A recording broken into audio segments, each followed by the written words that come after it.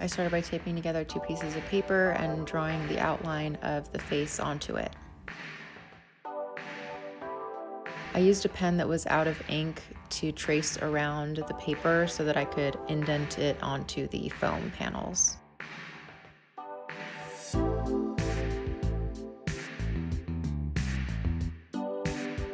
I used a pen and traced the indentation that I had made.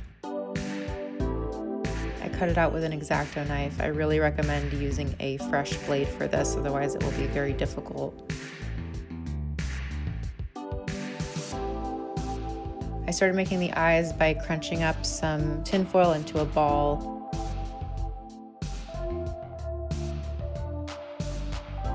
I put some Sculpey around the tinfoil balls and made 2 eyes. I used lightweight foam and cut 2 strips to go around the rim of the popsicle face. Once the Sculpey eyes were baked in my clay toaster oven, I traced around them to make the holes for the eyes.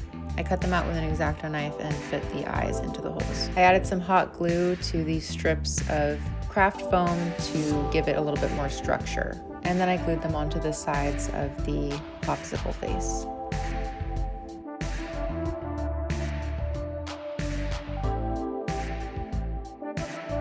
I then cut the back out of some cardboard. I twisted a loop of wire to make the hook for the back. I made a hole and stuck the hook in, and then I hot glued it down.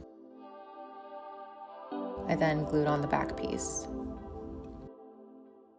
And then it was time to start painting.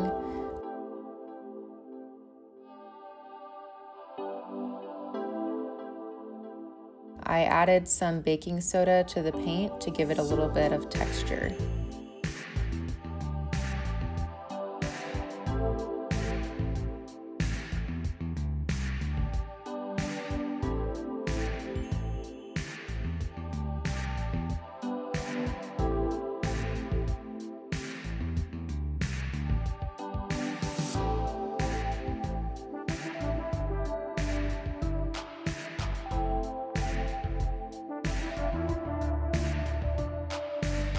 Painted the gumballs blue, and then I cut off the top of a large popsicle stick.